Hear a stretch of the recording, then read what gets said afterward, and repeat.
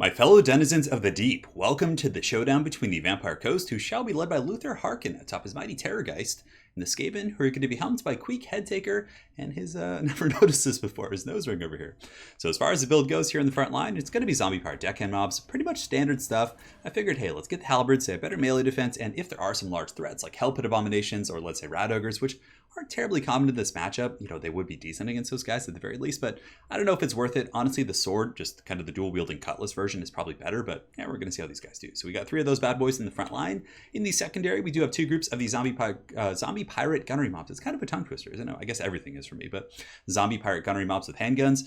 And these guys have good range, 145, and that's the reason why I bring them over the pistol variant. But honestly, I think there's so many different builds you can bring against Skaven. You can just go mass pistol variant, and the 90 range isn't going to be too punishing, but I want to have these guys at 145 so I can pressure the Skaven a little bit earlier, really take out things like Rat Ogres and Hell Pits at range, and, you know, potentially trade with Rattling Gunners, because Rattling Gunners actually have, I think, their range is 140, so if you go with the pistol variant of the gunnery mobs, you're not going to be able to reach them terribly easily before they kind of shoot you down. So that's why I really do like the handguns in this matchup.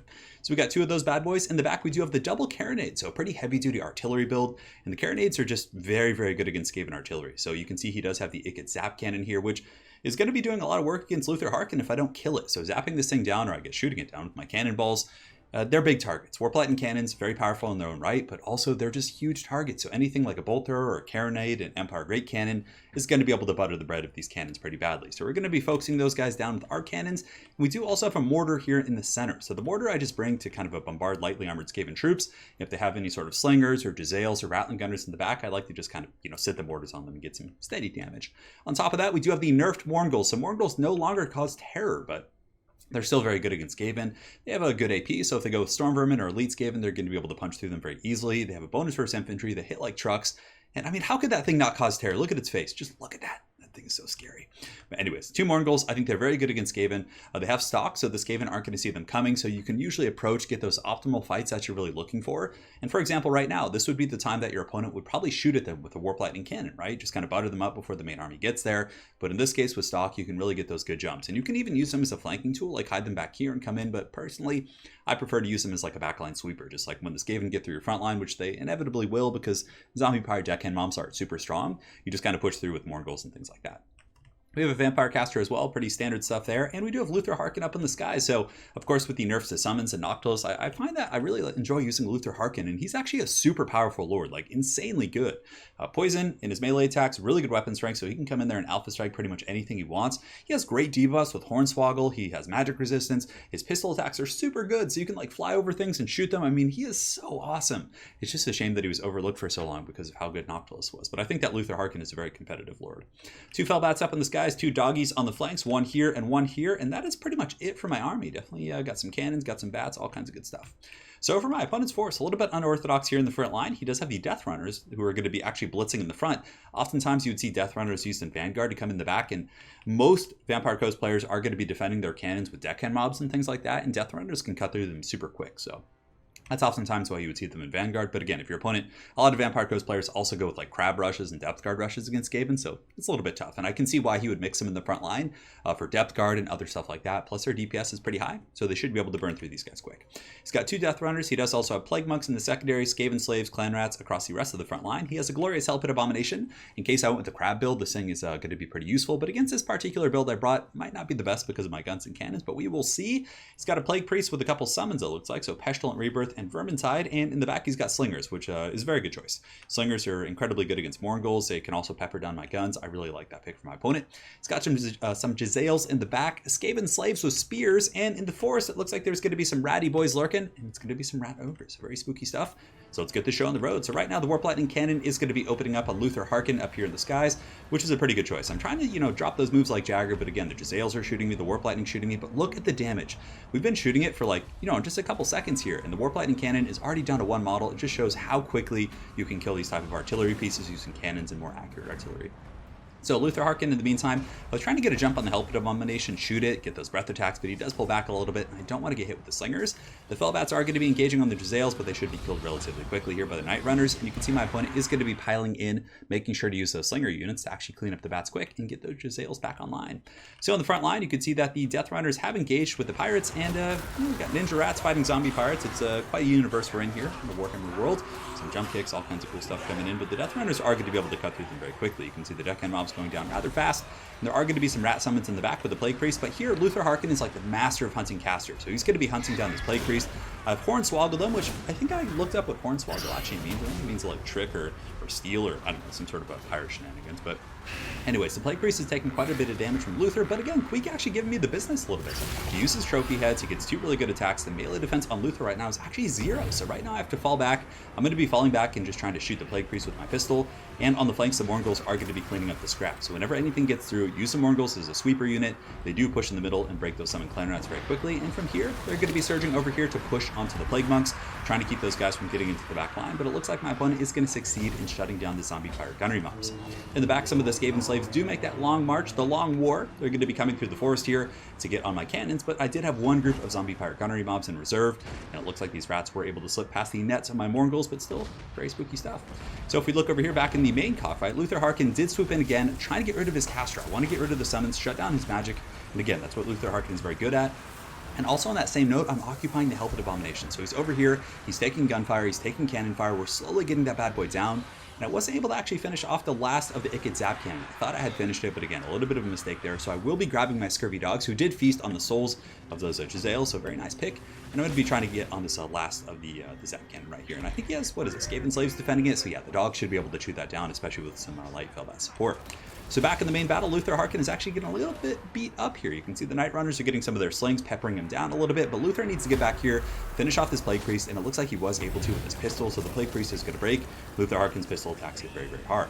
In the back line, some of these Skaven slaves are in mortal combat with the Deckhand mobs. I should be able to win that fight eventually, and the Mortar's still online and shooting. I believe I was shooting at some of the Slingers here. The real MVPs of the Morgulls. These guys are just so damn good in this matchup. 73 kills here, 34 right here, just going in balls deep.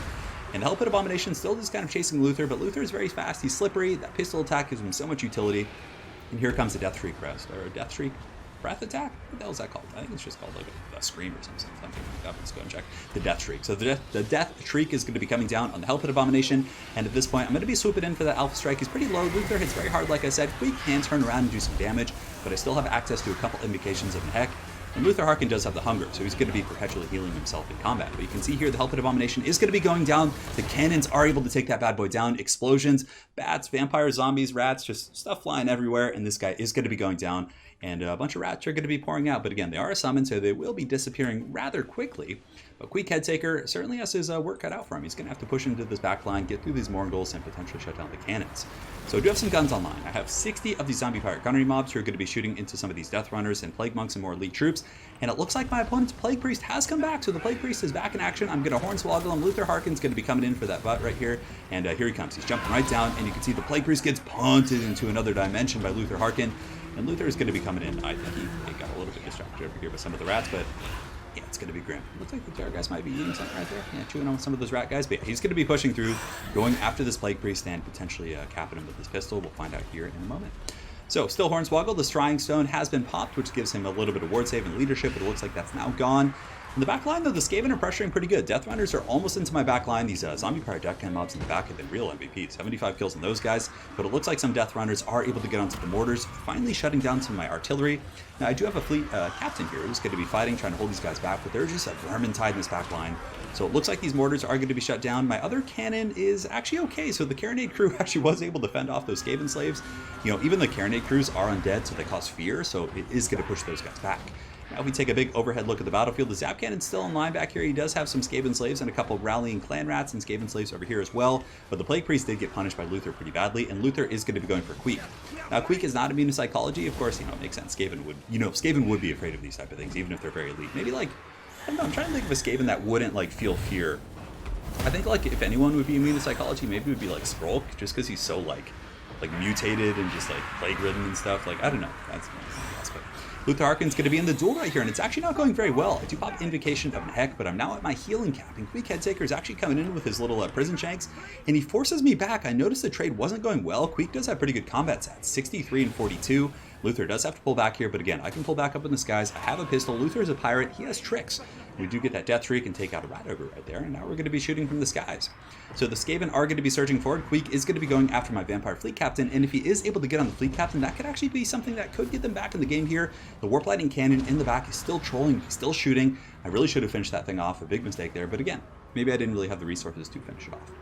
So back in the main fight here, you can see the Morghuls are also quite beat up. I have 8 Morghuls here and 5 right here. These guys are very, very tattered. They're going to be using their wacky inflatable arms to pimp slap some of these rats right here. So definitely good stuff there. But in the back, this is the duel of duels. Queek is actually in a 2v1 right here. He's going to be fighting Luthor and still doing some pretty good damage. He did like another 1,000 since we last looked. But I do also have the Vampire Fleet Captain, who is quite powerful in melee. You can see here, 430 weapons rank. Man, that is really good. Those guys are great duelists. But Queek is going to be getting taken out. He's getting hornswoggled. He's getting taunted. And that's going to be all she wrote for the rat. So very well played there. I was actually really, really impressed with Queek's efficiency. He was able to get in there and still, you know, put a hurt on Luthor Harkon when he was able to catch him. So I certainly probably should have respected him a little bit better. But I still think AK Claw and of course, Skrulk are just much better. Skrulk is actually a very powerful combatant himself. He has Contaminate. He just lacks AP, but he has the Liber Bubonicus plus the Rod of Corruption, and he just is such a beast. I mean, I still think Skrulk is... But I mean, Queek does have a bit of a niche, and if I did go with like Depth Guard in a more blitzy build, and let's say I brought like Prometheans and Leviathans, the AP from Queek could have been very valuable. And even here, it wasn't bad. He was able to fend off Luthor on multiple fronts and was a bit of a presence in the front line. So definitely impressed with Queek's efficiency there. But as far as the build goes, it was good. I don't know. I felt like had there been more pressure in the back line, I could have been in some trouble. But I did have dogs and Felbat, so I had plenty of battlefield control and scouting. So I suppose I would have seen that coming. But I did like the build. I think the Carronades are pretty good. The one thing I might actually cut would be the mortar and just get a little bit more meat in my army. Just like cut the mortar and get a couple of more standard zombie pirate deckhand mobs just to fend off the Vermintides. But aside from that, I do like the double cannon. I think it's good against rat ogres, helpet abominations, just all sorts of stuff like that. And you know, I think it's not bad. But yeah, a lot of Skaven players don't even bring like big targets. So it's hard to say if that would be like a super, super competitive build, but I feel like it's decent. The Morghuls, despite their nerfs, I still think are like an MVP unit against Skaven. They can just clean shop on the infantry. And plus, if they're fighting like clan rats and Skaven slaves, they heal themselves. They're pretty much going to be taking like no damage. I mean, of course, here they did take damage from the slingers and the rat ogres and hell pits over the course of the battle, or the hell pit, I should say. But I think they're pretty good. And as far as my opponent's build goes, there's elements of the build I liked. I think the Jezzails are a nice inclusion. I think mixing in, if you're going to get one of them, just bring the Natty Bubo sharpshooters. I think they're just so good, and plus I'm not going to be able to see them. And yeah, it's a bit of a mixed forces build, and I can tell that he's kind of has a balanced build that is going to be able to efficiently deal with a crab build. Because Prometheans, Rotting Leviathans, if you go with that style of play, which a ton of Vampire Coast players do on ladder and in tournaments, I think that the Jezzail plus a Warp Lightning Cannon is going to be like a saving grace. Plus the Hell Pit, you're going to be able to just crump all over those crabs. So I think his build would be very good against that style of play, but against like a gun line and kind of a more defensive style of play like mine, I don't think it was as well equipped. So again, well played to my opponent, NEP, Will NEP. Look forward to facing off against you again on the glorious ladder, and we will see you guys next time. Thanks for watching.